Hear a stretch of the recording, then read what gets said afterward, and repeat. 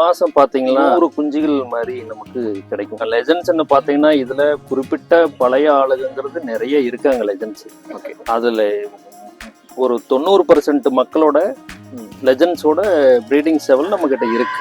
Okay, okay. குறிப்பா சொல்லணும்னா தலைவர் செட் ஆகட்டும், ஓகே, தம்பியண்ணா செட் ஆகட்டும், கந்தப்ப கவுண்டர் ஐயாவதாகட்டும், கண்டிப்பா இந்த மாதிரி நம்ம அவங்க கிட்ட இருந்து ப்ரீடிங்காக நம்ம வச்சிருக்கோம். 20க்கு 40ங்கிற இதுல நம்ம பென்சிங் பண்ணி போட்டிருக்கோம். 20க்கு 40 நல்லா தாராளமாவே தாராளமா. அது வந்து ஃப்ரீயா வெளி மேட்ச்ல எப்படி இருக்கும், ஓகே, ஓகே. அதுக்கு எந்த ஒரு தொந்தரவும் இல்லாம உள்ள ஃப்ரீயா சுத்துற மாதிரி தான். நம்ம 2 விடைகள் ஒரு சேவல் மட்டும்தான் போட்டு எடுக்கிறோம். நம்ம கூவத்தாடி விடை போட்டிருக்கோம். ரெண்டுமே கூவத்தாடி. ரெண்டுமே கூவத்தாடி. இந்த சேவல் பாத்தீங்கன்னா நல்ல ஒரு லைனேஜ் சேவல். நான் இதுல பாத்தீங்கன்னா நம்ம மயிலுக்கு வந்துட்டு டை பிளாக்ல பட்டா கொண்ட ஒரு விடையும், ஓகே, கீரியில ஒரு விடையும் போட்டிருக்கோம். ஓகே. இங்க தங்கிக்கிற மாதிரி ஒரு ஷெட் வந்துட்டு நம்ம 6க்கு 4ங்கிற ஒரு அமைப்புல இங்க அமைச்சு வச்சிருக்கோம். நம்ம மலைக்கும் வந்துட்டு கோழிகள் எதுவுமே நனையாது. ஷெட்ல இருக்கிற கோழிகள் வந்து இரவு நேரத்துல தங்குறதுக்காக இந்த அமைப்பு வச்சிருக்கோம். இதுல பாத்தீங்கன்னா இதெல்லாம் இப்ப இறக்கி விடுற ஸ்டேஜுங்க. குஞ்சு பறிச்சிருக்கு, இப்பதான் வெளியே வந்திருக்குங்க. பொதுவாக எல்லாரும் பசுந்தீவனம் கொடுக்கறது தாங்க. ஆனா நம்ம வந்து ஒரு காலையில் வேலையிலேயே வந்து பசுந்தீவனம் தான் கொடுக்குறோம் அப்படின்னு சொல்லியிருக்கிறோம். என்னென்ன பசுந்தீவனம் நம்ம தரோங்க? நம்ம பாத்தீங்கன்னா பசுந்தீவனம்னு பாத்தீங்கன்னா மல்பரி இலை, ஓகே, அப்புறம் பப்பாளி இலைகள், ஓகே, அப்புறம் வந்து பாத்தீங்கன்னா அகத்தி, இந்த மாதிரியான பசுந்தீவனங்கள் வந்து நம்ம காலையில கட் பண்ணி ஒரு நேரம் கொடுத்துட்றோம். முடிஞ்ச அளவுக்கு பாத்தீங்கன்னா பட்டாக்களா தான் கொடுத்துட்டு இருக்கோம். முக்கியமா பாத்தீங்கன்னா நம்ம சப்ஸ்கிரைபர் நிறைய கேட்கறது என்னன்னா சிக்ஸ் தான் கேட்பாங்க. நம்ம ஃபார்ம்ல சிக்ஸ் தரங்களா எப்படிங்க? வாய்ப்பு இருக்குங்க. அது ஆர்வமுள்ள நண்பர்கள் நிறைய வந்துட்டு தான் இருக்காங்க. 2 மாத குஞ்சுகளா வேணுங்க, 3 மாத குஞ்சுகளா வேணும்ட்டு வர்றவங்களுக்கு நம்ம கொடுத்துட்டு தான் இருக்கோம், இல்லைன்னு சொல்றது இல்லை. இன்னும் ஃபியூச்சர்ல பாத்தீங்கன்னா பிசினஸ் அது ஒரு சைட்ல இருக்கட்டும். நம்ம முழு நேரமா வந்துட்டு இந்த கோழி வளர்ப்பு தான் ஆர்வம் இருக்கிறதுனால வந்துட்டு இதைத்தான் முழு நேரமா எடுத்துக்கிட்டு நம்ம பிசினஸ் வந்து அதை சைடு பிசினஸாவும் இது மெயினாவும் பண்ணலாம். தமிழ் சொந்தங்கள் அனைவருக்கும் வணக்கம். தமிழ் பறவை யூடியூப் சேனல்ல இருந்து நான் முருகேஷ் பேசுறேன்.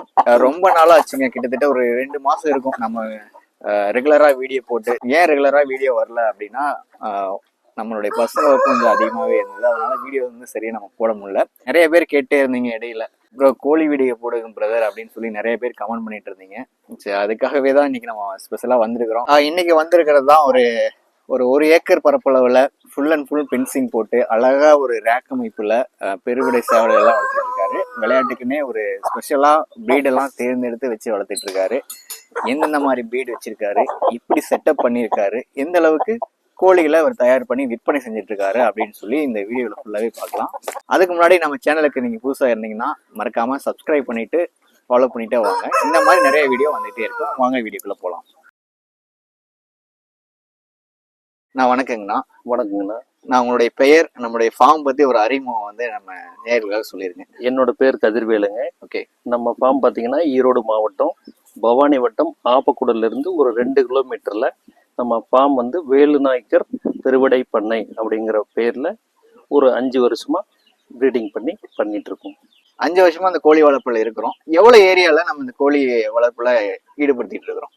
இப்ப பாத்தீங்கன்னா நம்மளோட இந்த கோழிகளுக்காக மட்டுமே ஒரு ஏக்கராவுல தென்னந்தோப்பு இருக்கு. அதுல வந்துட்டு நம்ம பென்சிங் அமைச்சு தகுந்த முறையில பாதுகாப்பு அமைப்பெல்லாம் பண்ணி நாம வந்துட்டு அந்த 1 ஏக்கரா பரப்பளவுல பண்ணிட்டு இருக்கோம். நம்ம ஃபார்ம் பார்த்தாவே தெரியும், ஒரு அழகான அமைப்பு, தென்னந்தோப்பு சுத்தி இருக்குது. இந்த 1 ஏக்கரை எவ்வளவு தென்னங்கன்று வச்சிருக்கிறோம்? இப்போ இந்த 1 ஏக்கராவுல வந்து பாத்தீங்கன்னா ஒரு 80 தென்னை மரங்கள் நம்ம இதுல இருக்கு தோப்புல. Okay, okay. நிழல் வந்து அருமையான நிழல், கோழி வளர்ப்புக்கு உகந்த சூழ்நிலை ஏற்படுத்திருக்கீங்க. பரவாயில்லைங்கண்ணா. இந்த ஏரியால எத்தனை நம்ம பெருவிடை கோழிகள் வச்சிருக்கிறோம், எத்தனை ப்ரீடிங் சேவல்கள் வச்சிருக்கிறோம்? நம்மளது பாத்தீங்கன்னா ஒரு பெட்டைகள்னு பார்த்தோம்னா ஒரு 30ல இருந்து ஒரு 35க்குள்ள அந்த மாதிரியான பெட்டைகள் நம்ம தரமான பெட்டைகளை தயார் பண்ணி வச்சிருக்கோம். அதுக்கு வந்துட்டு சேவல்கள்னு பாத்தீங்கன்னா ஒரு 15 சேவல்கள் நல்ல தரமா, சில பக்கம் வெளியெல்லாம் லெஜண்ட் கிட்ட இருக்கிறது, அந்த மாதிரி பிரீடா பார்த்து எடுத்து நம்ம வச்சு பண்ணிட்டு இருக்கோம். 14 to 40 தாய்க்கோழிகள், 15 ப்ரீடிங் சேவல் இருக்குதுங்க. இதுல இருந்து நம்ம எவ்வளவு குஞ்சுகளை வந்து உற்பத்தி பண்றோங்க? மாசம் பாத்தீங்கன்னா ஒரு குஞ்சுகள் மாதிரி நமக்கு கிடைக்கும். அதுல வந்து பாத்தீங்கன்னா நம்ம காப்பாத்துறதுல தான் இருக்கு. நோய் மேலாண்மை, வெளியிருக்கிற கழுகு, கீரி இதுகிட்ட இருந்தெல்லாம் நம்ம காப்பாத்தி எடுக்கிறப்ப பாத்தீங்கன்னா ஒரு 20 பட்டாக்கள் வந்து எடுக்கலாங்க. ஓகே எடுக்கலாங்க. சில டைம் வந்துட்டு அந்த 20 பட்டாங்கிறது வந்து ஒரு 15 பட்டா தான் தேரும் மாசம். கண்டிப்பா நல்ல விளையாட்டு திறன் கொண்ட பட்டாக்கள் மட்டும்தான் நம்ம இங்க நிறுத்தி இருக்கோம். மத்தபடிக்கு இருக்கிற பட்டாக்கள்லாம் வந்து நம்ம மீட் பர்பஸ்க்காக வெளியே கொடுத்துருவோம். ஓகே, இப்போ வந்து நம்ம ஒரு மாசம் ஒரு 100 குஞ்சு எடுத்தோம்னா அதுல இருந்து 10% 10 to 20% தான் நம்ம பட்டாக்களா ரெடி பண்ண முடியும். அதாவது விளையாட்டு திறன் கொண்ட பட்டாக்களா ரெடி பண்ண முடியும். மீதி நம்ம ஒரு 60 உருப்படியுமே மீட்டுக்காக பண்றதுங்கிறது வேற விஷயம். கண்டிப்பா நம்ம விளையாட்டு திறன் கொண்ட பட்டாக்கள் உருவாக்குறதுங்கிறது வந்து 20 பட்டாக்கள் தான் நமக்கு மீதியாகும் 100 குஞ்சுல. கண்டிப்பா சரிங்கண்ணா. இதுல வந்து நம்ம 100 குஞ்சு உற்பத்தி பண்றோம். இதுல எந்தெந்த லைனேஜ் எல்லாம் நம்ம வச்சிருக்கிறோங்க நம்ம பண்ணையில இருக்கிறது? நம்ம பண்ணையில இருக்கிற ப்ரீடிங் எல்லாம் பாத்தீங்கன்னா பெட்டைகளும் சரி சேவல்களும் சரி நல்ல தரமான தேர்ந்தெடுக்கப்பட்டகள் மட்டும்தான் நம்ம இங்க வச்சிருக்கோம் ப்ரீடிங்காக மட்டும். அதுல பாத்தீங்கன்னா பூதி, செங்கருப்பு, மயில், காகம், கீரி, இந்த மாதிரி வெள்ளை, இந்த மாதிரி பல இதுல வச்சிருக்கோம். பெட்டைகள்னு பார்த்தா கூவத்தாடி நல்ல ஒரு லைனேஜ்ல இருக்குங்க நமக்கு. அதுல போக முட்டி கருப்பு, இந்த மாதிரி லைன்லயும் நம்ம வச்சிருக்கோம். சரிங்கண்ணா. நம்ம கிட்ட இருக்கிற வெடை கோழிகளா இருக்கட்டும், தாய் கோழியா இருக்கட்டும், அதே மாதிரி ப்ரீடிங் சேவலா இருக்கட்டும், என்ன வெயிட்ல நம்ம வச்சிருக்கிறோம்? இப்ப பாத்தீங்கன்னா நம்ம சேவல்கள் ப்ரீடிங்க்கு போடுற சேவல்கள்னு பாத்தீங்கன்னா ஒரு 5 கிலோவுக்கு மேல 5 kg மேலதான் வந்து நம்ம ப்ரீடிங்க்கு போடுறோம். அதுல முன்ன பின்ன கொஞ்சம் மேல வரும். 5 கிலோவுக்கு மேல இருக்கிற சேவல் மட்டும்தான் நம்ம ப்ரீட் பண்ணுவோம். விடைகள்னு பாத்தீங்கன்னா 3.5 கிலோ சைஸ்ல இருக்குங்க. 3 கிலோ சைஸ்ல விடைகள் இருக்கும். இதே முட்டையோடுற பருவத்துல வந்துட்டு ஒரு 4 kg அந்த மாதிரி வந்துருங்க. அந்த மாதிரி வந்து நம்ம விடையும் சேவலும் தான் ப்ரீட் பண்ணுவோம். இப்போ வந்து நம்மகிட்ட 15 ப்ரீடிங் சேவல் வச்சிருக்கிறோம். இதுல வந்துட்டு பல்வேறு காலகட்டத்துல நிறைய லெஜெண்ட்ஸ் எல்லாம் இருக்கிறாங்க. லெஜெண்ட்ஸோட லைனேஜ் நம்ம கொண்டு வந்திருக்கிறோமா இல்ல எப்படிங்கிறது? நிச்சயமா லெஜெண்ட்ஸ்ன்னு பாத்தீங்கன்னா இதுல குறிப்பிட்ட பழைய ஆளுங்கிறது நிறைய இருக்காங்க லெஜெண்ட்ஸ். அதுல ஒரு 90% மக்களோட லெஜெண்ட்ஸோட ப்ரீடிங் சேவல் நம்ம கிட்ட இருக்கு. குறிப்பா சொல்லணும்னா தலைவர் செட் ஆகட்டும், தம்பியண்ணா செட் ஆகட்டும், கந்தப்ப கவுண்டர் ஐயாவதாகட்டும், கண்டிப்பா இந்த மாதிரி நம்ம அவங்க கிட்ட இருந்து ப்ரீடிங்காக நம்ம வச்சிருக்கோம். எல்லாரோட லெஜெண்டோட கலெக்ஷன் வச்சிருக்கிறோம். இப்ப தம்பியண்ணா அப்படின்னா அவர் வந்து ஜெட்லி மயில் கொஞ்சம் ஃபேமஸ் அதுவும் இருக்கு. நம்ம இருக்கு ஜெட்லி மயில் நம்ம கிட்ட இருக்கு. தலைவர் முட்டிகருப்பு எல்லாம் நம்ம கிட்ட அவைலபிள் இருக்கு. இப்ப கந்தப்ப கவுண்டர்னா வெள்ளை கொக்கு வெள்ளை. நல்ல விளையாட்டு திறன் கொண்ட நல்ல லைன் தான் நம்ம வச்சிருக்கோம். ப்ரீடிங் அமைப்பு பத்தி நம்ம பார்க்கலாம். இவ்வளவு சேவல்களை வச்சிருக்கிறோம். எந்த அமைப்புல நம்ம ப்ரீடிங் போட்டிருக்கிறோங்க? ப்ரீடிங் வந்து பாத்தீங்கன்னா நம்ம 4 பார்ட்டிஷனா வந்து பிரிச்சு ப்ரீடிங்க்கு ஒரு சேவலுக்கு 2 பெட்டைங்கிற கணக்குல நம்ம ஒரு 4 பார்ட்டிஷனா பிரிச்சு உள்ள போட்டிருக்கோம். பார்ட்டிஷன் டைப்ல தான் போட்டிருக்கோம். அது ஃப்ரீயா மேயற மாதிரி உள்ள எல்லா வசதிகளோட தங்குறதுக்கு எல்லாமே அங்க வசதிகள் செய்யப்பட்டிருக்கு. அது என்ன சைஸ்ல போட்டிருக்காங்க? 20க்கு 40ங்கிற இதுல நம்ம பென்சிங் பண்ணி போட்டிருக்கோம். 20க்கு 40 நல்லா தாராளமா அது வந்து ஃப்ரீயா வெளி மேட்ச்ல எப்படி இருக்கும் அதுக்கு எந்த ஒரு தொந்தரவும் இல்லாம உள்ள ஃப்ரீயா சுத்துற மாதிரி தான் நம்ம 2 விடைகள் ஒரு சேவல் மட்டும் தான் போட்டு எடுக்கிறோம். அப்பதான் வந்துட்டு பட்டாக்கள் தரமா வந்து சேரும் நம்ம கைக்கு. நிறைய கோழிகள் அதிகமா போடுறப்போ அதனுடைய தரம் குறையும்ல. கண்டிப்பா விளையாட்டு திறன்ல இருந்து அந்த ஊக்கம் எல்லாமே குறையும். அதனால வந்து நம்ம ஒரு சேவலுக்கு 2 பெட்டைகள் வீது தான் போடுறோம். நம்ம ப்ரீடிங் வந்து இப்ப ரேக் அமைப்புல பண்ணிருக்கிறோங்க. அதை பாத்துடலாங்களா? சரி, ஓகே.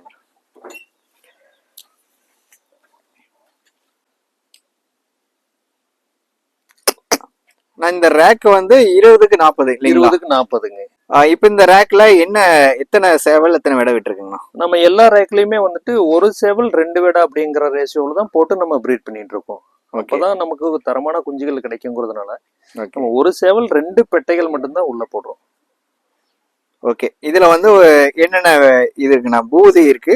பூதியில வந்துட்டு நல்ல ஒரு வைப்ரேஷன் உள்ள ஒரு சேவலுக்கு வந்து நம்ம கூவத்தாடி விடை போட்டிருக்கோம். ரெண்டுமே கூத்தாடி. ரெண்டுமே கூவத்தாடி.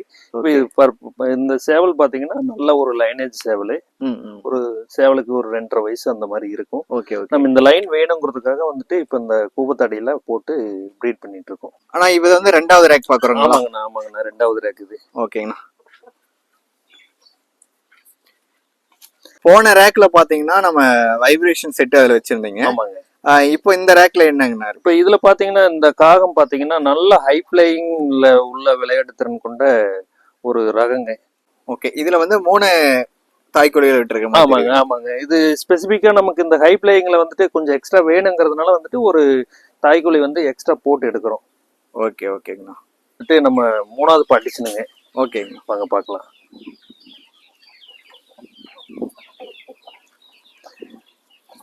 இதுல பாத்தீங்கன்னா நம்ம மயிலுக்கு வந்துட்டு டை பிளாக்ல பட்டா கொண்ட ஒரு வெடையும், கீரியில ஒரு வெடையும் போட்டிருக்கோம். ஓகே. இந்த ரெண்டும் என்ன வெரைட்டினா? அதுல வைப்ரேஷன் பார்த்தோம், ஹை ஃப்ளையர் பார்த்தோம். இதுல என்ன? இதுவும் வைப்ரேஷன் தானா? வைப்ரேஷன்ல தான் வருங்க. ஓகே. இப்ப பாத்தீங்கன்னா எல்லாத்துலயும் நம்ம ஆல்ரெடி 2 ரேக் பார்த்துட்டோம். மொத்தம் 4ல இது 3வது பாக்குறோம். எல்லாத்துலயும் இந்த மாதிரி ஒரு குப்பைக்குழி வெட்டி இருக்கு. ஆமாங்கண்ணா. இப்ப நம்ம பார்ட்டிஷன் பாத்தீங்கன்னா எல்லா பார்ட்டிஷன்லயுமே ஒரே செட்டப் தான் இருக்கும். ஒரே மாதிரியான செட்டப்புகள் தான் இருக்கும். இப்ப இதுல பாத்தீங்கன்னா நம்ம இந்த பாருங்க, இதுல வந்து பாத்தீங்கன்னா குப்பைக்குழி நம்ம ஒரு 3க்கு 6ங்கிற ஒரு இதுல வெட்டி வச்சிருக்கோம். இதுல பாத்தீங்கன்னா நம்மளது சொந்தமா மாடு எல்லாமே இருக்கிறதுனால வந்து பாத்தீங்கன்னா நம்ம இதுல வந்துட்டு குப்பைகள் வந்துட்டு இங்கே டெய்லி ஒரு 2 கூட 3 கூட இதுல கொட்டிடுவோம். ஒரு ஷெட்லயும் வந்துட்டு நம்ம கொட்டிடுவோம். கோழிகள் பாத்தீங்கன்னா இதுல புழு உற்பத்தி ஆகும். அதுக்கு தேவையான சத்துக்கள் எல்லாம் வந்துட்டு இந்த குப்பையிலேயே கிடைச்சிரும். அதுக்கு குப்பை கிளறி சாப்பிட்டா தான் அது புழு அந்த மாதிரி விஷயங்கள் சாப்பிட்றப்பதான் நல்லா ஆரோக்கியமா இருக்கும். அதனால வந்துட்டு நம்ம ஒவ்வொரு பார்ட்டிஷன்லயும் வந்துட்டு குப்பைக்குழி செப்பரேட்டா வச்சிருக்கோம். இப்ப இரவு நேரங்கள்ல தங்குறதுக்குன்னு பாத்தீங்கன்னா நம்ம இங்க வந்துட்டு ஒரு ஷெட் அமைச்சிருக்கோம்.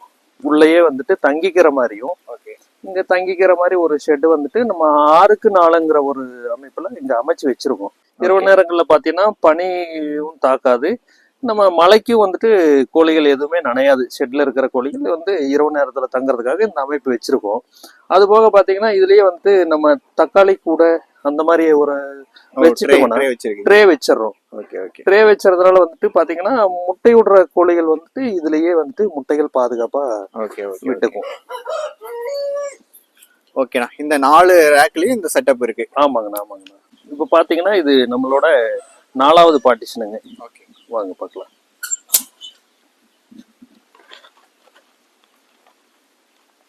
இது பாத்தீங்கன்னா நம்மளோட 4வது பார்ட்டிஷன்ல விட்டுருக்கிற பேருங்க. இதுல பாத்தீங்கன்னா முட்டிக்கருப்பு வந்து போட்டிருக்கோம் நம்ம. இப்ப ஃபர்ஸ்ட் அதுல பார்த்தது நல்ல வைப்ரேஷன் செட்டு, ஹை பிளேயிங் பார்த்தோம். இப்போ இது வந்து பாத்தீங்கன்னா நல்லா அட்வான்ஸ்ல விளையாடக்கூடிய திறன் கொண்ட ஒரு பேட்சுங்க. நான் இதுக்கு வந்துட்டு 2 வெடை போட்டிருக்கு. இப்ப பாத்தீங்கன்னா இது வந்துட்டு இங்க இருக்கிற விடைகள் வந்துட்டு இப்ப முட்டை பருவத்தில் தான் இருக்கும். இப்ப பாத்தீங்கன்னா இதுல முட்டை வந்து விடுறதுக்காக நம்ம இங்க ஒரு செட்டப் இருக்கு.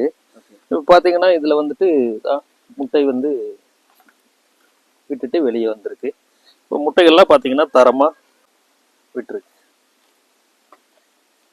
இப்ப இந்த ரேக் அமைப்பு மூலயமா வரக்கூடிய கோழிகள்லாம் இருக்கட்டும், நம்ம அந்த லெஜண்டோட கோழிகள்லாம் வச்சிருக்கிறோம்.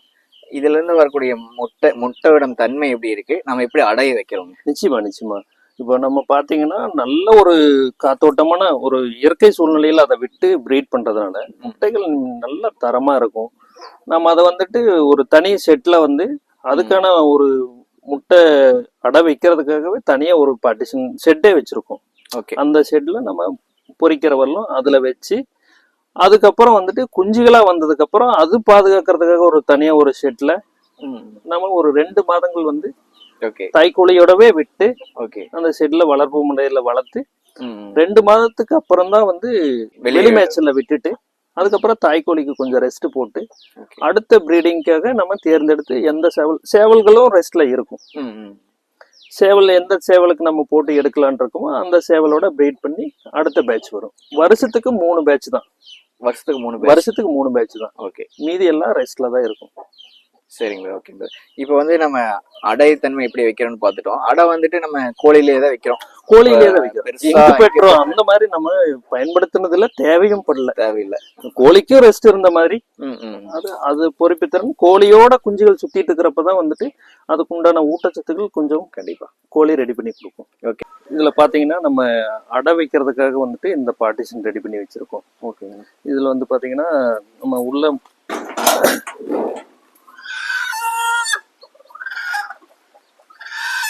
இதுல பாத்தீங்கன்னா ஃபுல்லா இங்க வந்துட்டு நம்ம அடை செக்ஷனுக்காகவே இதை விட்டுருக்கோம். Okay okay. அடை வச்சு அந்த 21 நாள் இங்கதான் இருக்கும். நம்ம குஞ்சு இறக்கி வேற பக்கம் மாத்திக்குவோம்.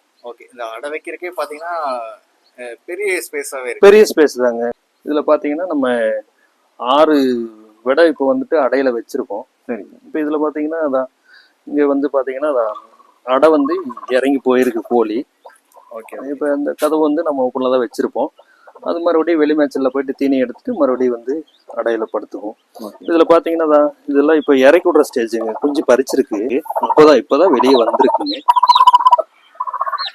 வைக்கோல்ல வச்சிருக்கீங்க. இந்த மணல் கொட்டி ஓகே வெயிட்டுக்காக மணல் அடியில கொட்டி ஓகே. நம்ம அந்த ஹீட் வந்துட்டு அப்படியே இருக்கணுங்கிறதுக்காக வைக்கோல் போட்டு அதுக்கப்புறம் வச்சிருப்போம்.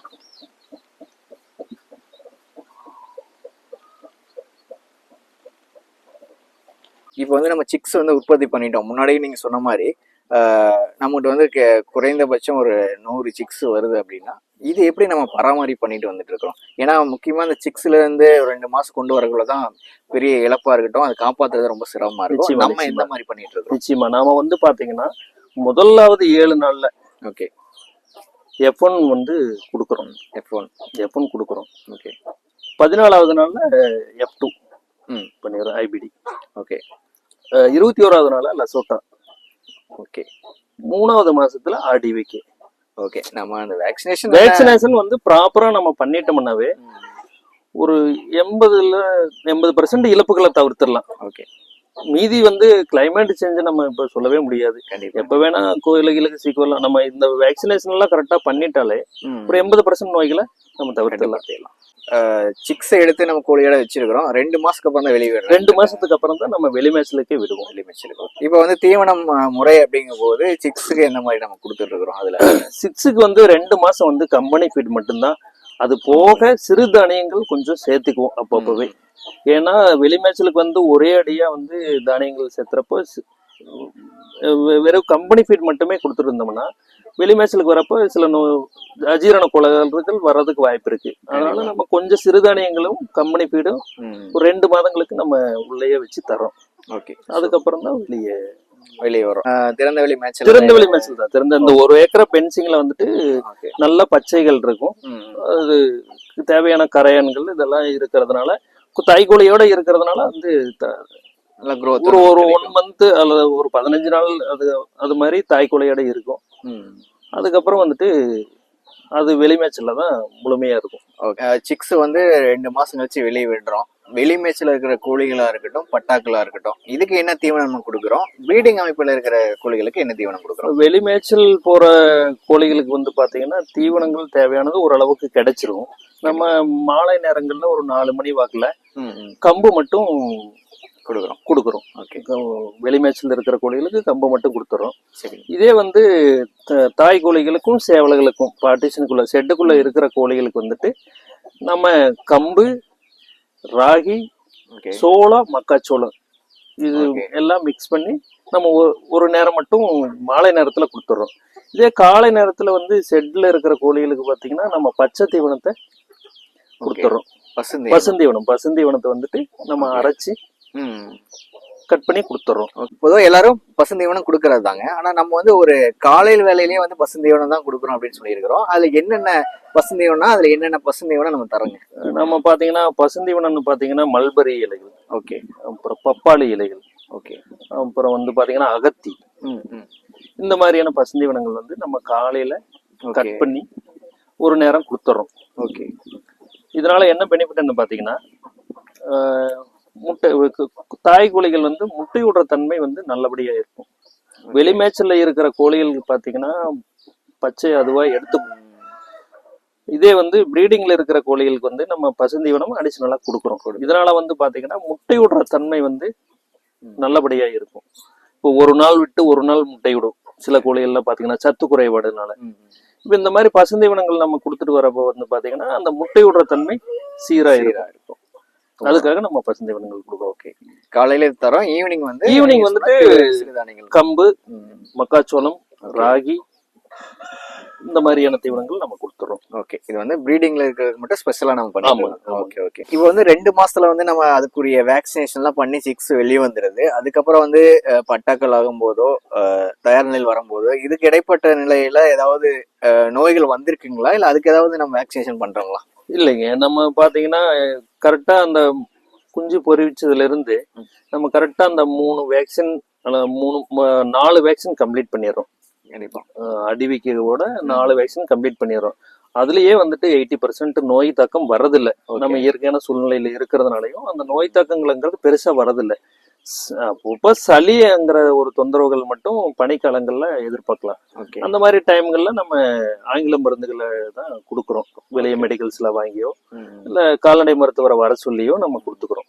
ஓகே, சூப்பருங்க. முக்கியமா இந்த விற்பனைங்கும் போது நம்ம எந்த மாதிரி கொடுத்துட்டு இருக்கிறோம்? பட்டாக்களா கொடுக்குறோங்களா அல்லது ரெடி கண்டிஷன்ல கொடுக்குறோங்களா? நம்ம முடிஞ்ச அளவுக்கு பாத்தீங்கன்னா பட்டாக்களா தான் கொடுத்துட்டு இருக்கோம். ஓகே, ஏன்னா வந்து நம்ம லைனேஜ் அவங்களுக்கு தெரியும். அந்த ரெகுலரா எடுக்கிற நம்ம நண்பர்கள் தான் எல்லாருமே. ரெகுலரா அவங்களுக்கு வந்துட்டு நம்ம கிட்ட என்ன லைன் இருக்கு, இந்த விளையாட்டு திறன் எப்படி இருக்கும் அப்படிங்கறது வந்து அவங்களுக்கு தெரியும். அதனால அவங்க பட்டாக்களாவே வந்து எடுத்துட்டு போயிருவாங்க. சில நண்பர்கள், புது நண்பர்கள் வர்றவங்க எல்லாம் வந்து பாத்தீங்கன்னா ரெடி கண்டிஷன்ல அவங்க விளையாட்டு திறன் பார்த்து அதுக்கப்புறம் எடுக்கிற மாதிரி இருக்கும். அவங்களுக்காக நம்ம ரெடி கண்டிஷன்லயும் ரெடி பண்ணி தரோம். முக்கியமா பாத்தீங்கன்னா நம்ம சப்ஸ்கிரைபர் நிறைய கேக்குறது என்னன்னா சிக்ஸ் தான் கேட்பாங்க. ஏன்னா பட்டாவா எடுக்கும் போது பட்ஜெட் வைஸ் கொஞ்சம் அதிகமா போகலாம். கண்டிப்பா சிக்ஸ் எடுத்துட்டா அவங்க பட்டாவா ரெடி பண்றதுக்கு அவங்களுக்கு ஈஸியா இருக்கும். அதனால சிக்ஸ் நிறைய கேக்குறாங்க. நம்ம ஃபார்ம்ல சிக்ஸ் தரங்களா எப்படிங்க? வாய்ப்பு இருக்குங்க. அது ஆர்வமுள்ள நண்பர்கள் நிறைய வந்துட்டு தான் இருக்காங்க. 2 மாத குஞ்சுகளா வேணுங்க, 3 மாத குஞ்சுகளா வேணும்ட்டு வர்றவங்களுக்கு நம்ம கொடுத்துட்டு தான் இருக்கோம், இல்லைன்னு சொல்றது இல்லை. சில டைம்ல வந்துட்டு குஞ்சுகள் இல்லாத டைம்ல வந்து பாத்தீங்கன்னா நம்ம ஃப்ரீ புக்கிங் வந்து எடுத்துக்கிறோம். ஃப்ரீயா புக் பண்ண சொல்லிட்டு நம்ம வந்து ஒரு மாத இடைவெளியில நம்ம குஞ்சுகள் ரெடி ஆனதுமே அவங்களுக்கு சூப்பர். ஏன்னா நம்ம கிட்ட நிறைய பேர் கேட்டுட்டே இருந்தாங்க சிக்ஸ் வேணும்னு. கண்டிப்பா இந்த வீடியோ எங்களுக்கு யூஸ்ஃபுல்லா இருக்கும்னு நினைக்கிறேன். நிச்சயமா.